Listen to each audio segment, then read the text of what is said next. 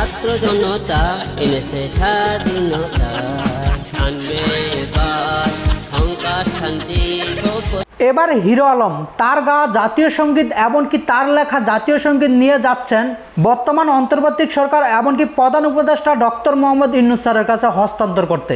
তার দাবি তার গাওয়া সঙ্গীতই হোক জাতীয় সঙ্গীত। দর্শক, তাহলে কি হিরো আলমের গাওয়া সঙ্গীতই হবে জাতীয় সঙ্গীত? যদি তাই হয় তাহলে আমরা মানব জাতি হিসাবে পৃথিবীতে বেঁচে থাকার জন্য আমাদের জন্য রিস্কি হয়ে যাবে। দর্শক, বর্তমানে বাংলাদেশের জাতীয় সঙ্গীত পরিবর্তন করা নিয়ে হচ্ছে তুলপাড়, পক্ষ বিপক্ষ। এই জাতীয় সঙ্গীত পরিবর্তন করার দাবিতে বৈষম্য বিরোধী ছাত্রদের মধ্যে হচ্ছে পক্ষ বিপক্ষ, এমনকি তাদের মধ্যে মারামারি এমনকি হাতাহাতিরও ঘটনা ঘটেছে।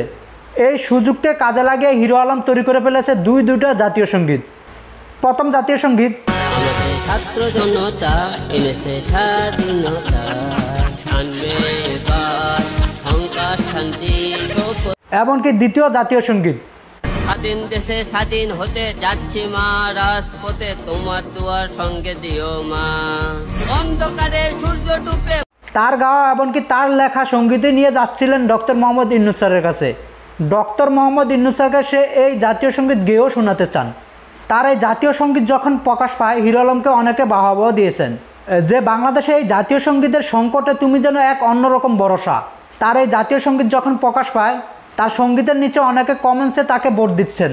অনেকে বলছেন এই সঙ্গীতই হোক জাতীয় সঙ্গীত, আবার অনেকে বলছেন এই সঙ্গীত কখনো জাতীয় সঙ্গীত হতে পারে না, এই সঙ্গীত যদি জাতীয় সঙ্গীত হয় তাহলে বাংলাদেশকে অপমান করা হবে।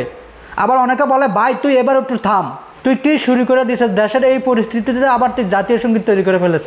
দর্শক, আপনার মতে কি জাতীয় সঙ্গীত কি পরিবর্তন করা উচিত নাকি আগে জাতীয় সঙ্গীতই দরকার আমাদের? আপনার মূল্যবান মতামত আমাদের ভিডিওর নিচে থাকা কমেন্টস বক্সে জানান। সকলে ভালো থাকবেন, সুস্থ থাকবেন। আল্লাহ হাফেজ। আসসালামু আলাইকুম রহমতুল্লাহি ওয়া বারাকাতুহু।